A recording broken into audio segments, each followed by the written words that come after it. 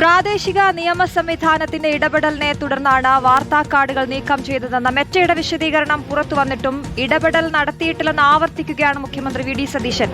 സർക്കാർ മെറ്റയുമായി ആശയവിനിമയം നടത്തിയിട്ടില്ലെന്നാണ് മുഖ്യമന്ത്രിയുടെ വിശദീകരണം. സാങ്കേതിക പിഴവിനെ തുടർന്നാണ് കാർഡ് നീക്കം ചെയ്തതെന്ന ഒരു വിഭാഗം മാധ്യമങ്ങളുടെ വാദവും പൊളിയുന്നു. വാർത്തകൾ നീക്കം ചെയ്യാൻ ആരാണ് ആവശ്യപ്പെട്ടതെന്ന് മെറ്റ ഇതുവരെ വ്യക്തമാക്കിയിട്ടില്ല. ടി വി പ്രസാദ് ഉണ്ട് വിശദാംശങ്ങൾ നൽകാൻ. ടി വി പ്രസാദ്, സാങ്കേതികത്വം എന്തായാലും പൊളിഞ്ഞു. ഇതിൽ ഈ പ്രാദേശിക നിയമ സംവിധാനത്തിന്റെ ഇടപെടൽ എന്നുള്ള കാര്യവും വ്യക്തമാണ്. അത് റിപ്പോർട്ടർ ടിവിയെ മെറ്റ അറിയിക്കുകയും ചെയ്തിട്ടുണ്ട്. പക്ഷേ അപ്പോഴും മുഖ്യമന്ത്രി വി ഡി സതീശൻ ആവർത്തിക്കുന്നത് ഇതിലൊരു ഇടപെടൽ നടത്തിയിട്ടില്ല എന്നുള്ളതാണ്.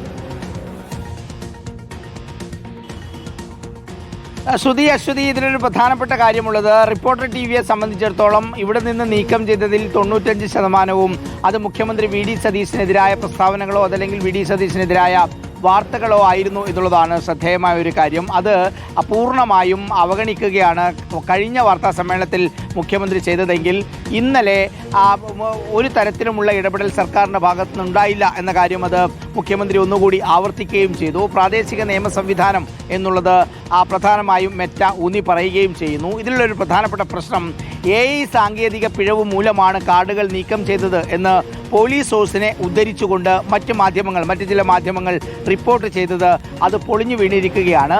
എവിടുന്നാണ് ആ വിവരം കിട്ടിയത്? ആരാണ് അങ്ങനെ ഒരു വാർത്ത കൊടുക്കാനുള്ള നിർദ്ദേശം കിട്ടിയത്?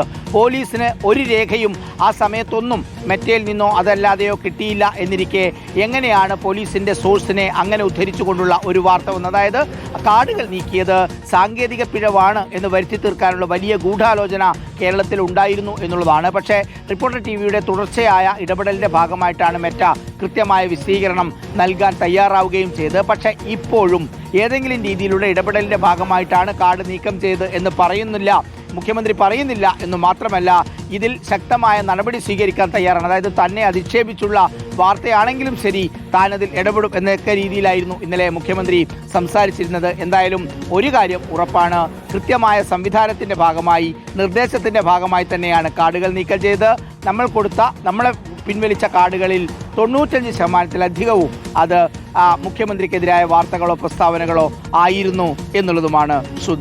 കൃത്യമായിട്ടുള്ള നിർദ്ദേശത്തിന്റെ പുറത്ത് തന്നെയാണ് ഇന്ന് നീക്കമുണ്ടായിട്ടുള്ളത് എന്നതാണ്. ടി വി പ്രസാദാണ് വിശദാംശങ്ങൾ നൽകിയത്.